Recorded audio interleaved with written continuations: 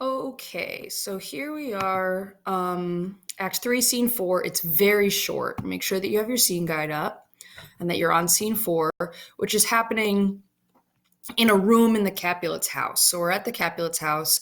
Your characters are going to be Lord and Lady Capulet, Paris, and I'm pretty sure that's it. Okay, so Lord and Lady Capulet and Paris. And just as a quick recap from Scene 3, in scene 3, Romeo was freaking out because he learned he was going to get banished, and he was in Friar Lawrence's crying, complaining, "Oh, flies are luckier than me because they get to stay with Juliet. I would rather die than be banished. That way I could stay in the same town as Juliet, blah, blah, blah." And Friar Lawrence comes up with the plan of you're going to go to Mantua, which is the town right next door. He's not going far. He's going to the town right next door. And you're going to stay there. And while you're there, we're going to tell everybody that you and Juliet got married, and it'll end the feud, and the prince will forgive you, and then you can come back. But first, go see Juliet, be with her, and then tomorrow morning, get gone. Excellent. So you have to imagine Romeo is currently also in the Capulet house. It doesn't say that, but you have to infer it because he was going straight from Friar Lawrence's to Juliet's room. So while this scene is happening downstairs, Romeo is upstairs with Juliet. And that's just something that we call dramatic irony, where we know something that the characters don't know. So right now, the characters are planning something pretty big, but they don't know that Juliet's upstairs with Romeo. So Capulet says, "Things have turned out so unluckily, sir, that we haven't had time to convince our daughter to marry you. Listen, she loved her cousin Tybalt dearly, and so did I. Well, we were all born to die. It's very late. She won't be coming downstairs tonight, believe me. If you weren't here visiting me, I myself would have gone to bed an hour ago. Oh, these times of pain are bad times for romance. Madam, good night, but give my regards to your daughter." "Oh, I will, and I'll find out what she thinks about marriage early tomorrow. Tonight she's shut up in her room, alone with her sadness." So everyone's saying, Juliet's so sad. Juliet's upstairs crying. That's why she can't come down, because she's so sad that Tybalt died. She's not super sad that Tybalt died. We know that from Act 3, Scene 2. She's sad that Romeo's been banished, but her parents obviously don't know that. We should probably add that to our scene guide. So your characters, like I said, are Lord and Lady Capulet and Paris. And for action, make sure that you're typing this yourself. You're on your own for this one. And for action, you want to say that Juliet's parents think that she's sad about Tybalt dying, but really she's sad about Romeo being exiled or banished. "Sir Paris, I'll make a desperate argument for my child's love. I think she'll do whatever I say. No, I think she'll do all that and more. I have no doubt about it. Wife, visit her in her room before you go to bed. Tell her about my son Paris's love for her, and tell her, listen to me. On Wednesday, wait, what day is today? Well, it's Monday, my lord. Monday? Ha! Well, Wednesday is too soon. Let it be on Thursday. On Thursday, tell her that she will be married to this noble earl. Will you be ready? Do you think it's a good idea to rush? We shouldn't have too big of a celebration. We can invite only a friend or two. Listen, because Tybalt was just killed, people might think that we don't care about his memory as our relative if we have too grand a party. Therefore, we'll have about a half dozen friends to the wedding, and that's it. What do you think about Thursday?" Paris says, "My lord, I wish that Thursday were tomorrow." "Well, go on home. Thursday it is then. Visit Juliet before you go to bed. Get her ready, my wife, for this wedding day. Farewell, my lord. Now I'm off to bed. Oh my, it's late, and we might as well call it early. Good night." And they all leave.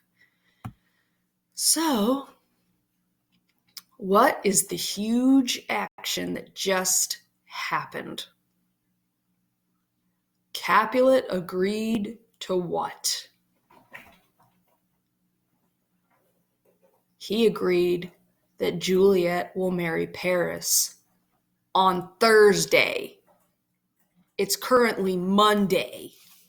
So in 3 days, she's going to get married to Paris. And now, is this a problem or a solution? I hope that you just yelled, "It's a huge problem!" For a couple reasons. So for your how or why, there's a couple reasons. The biggest one being, she's already married.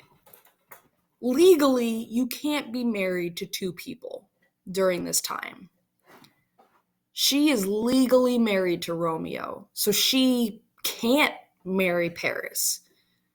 But also, on an emotional level, for Juliet, does Juliet like Paris? Never mind love. Does she even like him? No, she doesn't like him at all. So you've got two issues here.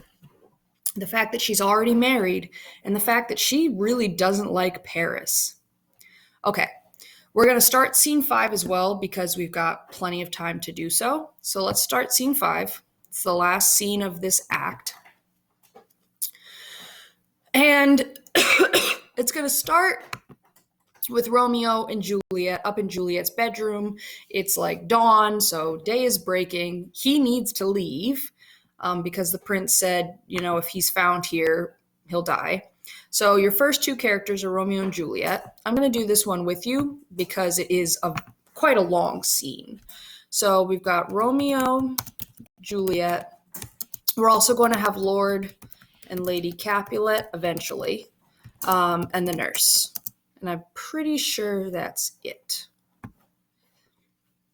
So Romeo and Juliet enter, and Juliet says, "Oh, are you going? It's still a long time until daybreak. Don't be afraid. That sound you heard was the nightingale, not the lark. Every night the nightingale chirps on that pomegranate tree. Believe me, my love, it was the nightingale."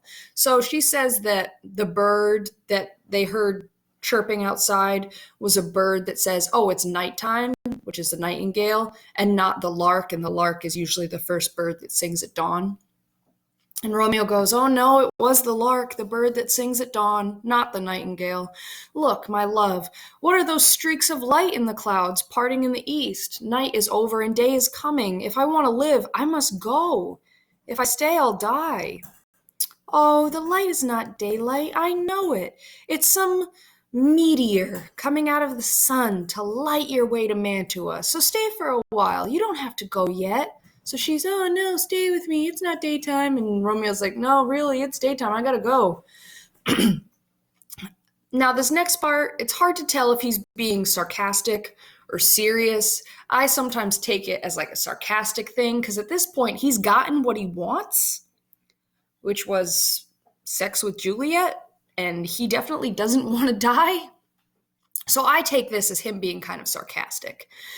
And he says, "Oh, let me be captured. Let me be put to death. I am content if that's the way you want it. I'll say the light over there isn't morning. I'll say it's the reflection of the moon. I'll say that sound isn't the lark ringing in the sky. I want to stay more than I want to go. So come, death, and welcome. Julia wants it this way. How are you, my love? Let's talk. It's not daylight." So I think on the one hand, he does want to stay. He doesn't want to be banished. But on the other hand, he's like, "Girl, if you want me to stay, you're pretty much signing my death certificate. So what do you want here?" And Juliet, she quickly changes her tune at Romeo's tone, and she goes, "Oh, it is. Get out of here. Be gone. Go away. It's the lark that sings so out of tune, making such harsh noise. Some say the lark makes a sweet division between day and night. It's not true because she separates us. Some say the lark traded its eyes with the toad. Oh, now I wish they had traded voices too, because the lark's voice tears us out of each other's arms, and now there will be men hunting for you. Go away now. I see more and more light." So she's like, "Oh, no, you're right. Time to go." Well, more and more light and more pain for us. Here comes the nurse. And remember, that's fine because the nurse knows that they got married. "Madam, nurse, your mother is coming to your bedroom. Day is broken. Be careful. Watch out." And the nurse runs out. "Oh, then the window lets day in and life goes out the window. Oh, farewell, farewell. Give me one kiss and I'll go down." They kiss. Romeo jumps down into the orchard. All Are you gone like that, my love, my lord? Oh, yes, my husband, my friend. I must hear from you every day in the hour. In a minute there are many days. Oh, by this count I'll be many years older before I see my Romeo again. Well, farewell. I won't miss any chance to send my love to you. Do you think that we will ever meet again?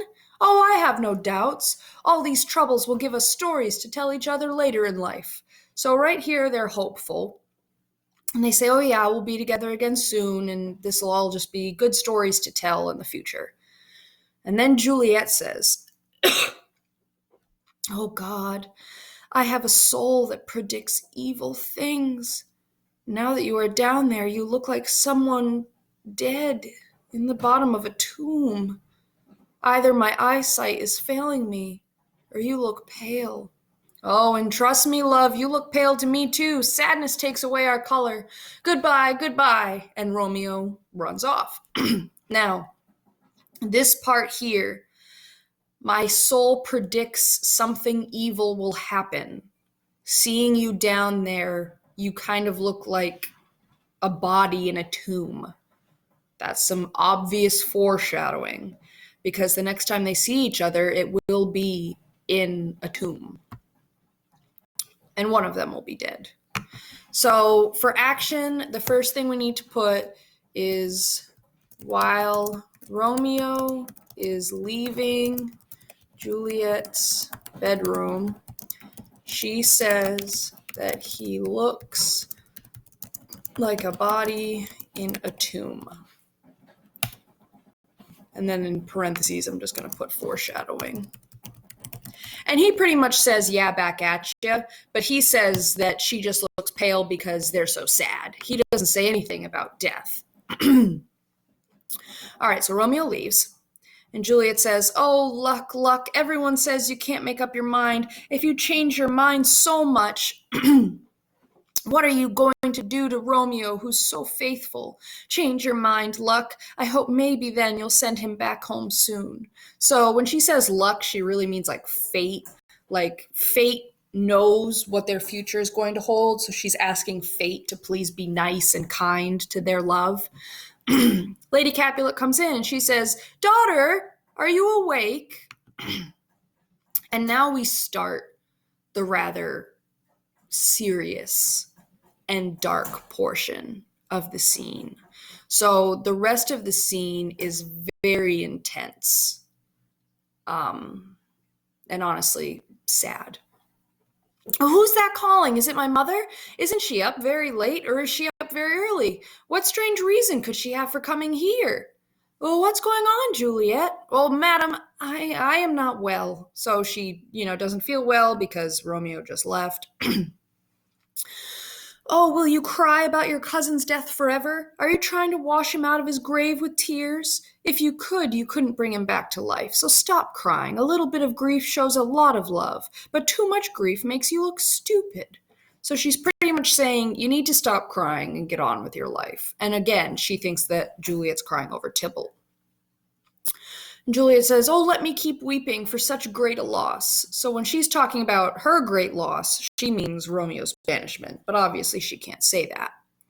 Oh, you will feel the loss, but the man you weep for will feel nothing. Well, feeling a loss like this, I can't help but weep for him forever. Well, girl, you're weeping not for his death as much as the fact that the villain who killed him is still alive. Well, what villain is that, madam? The villain, Romeo.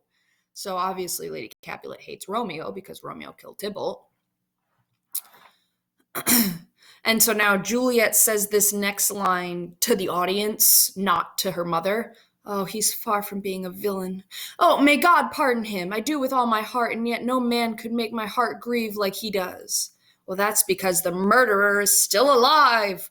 So we'll pause and then open up the next video, and we'll try to finish Scene 5, but it is kind of long, so it might take 2 more.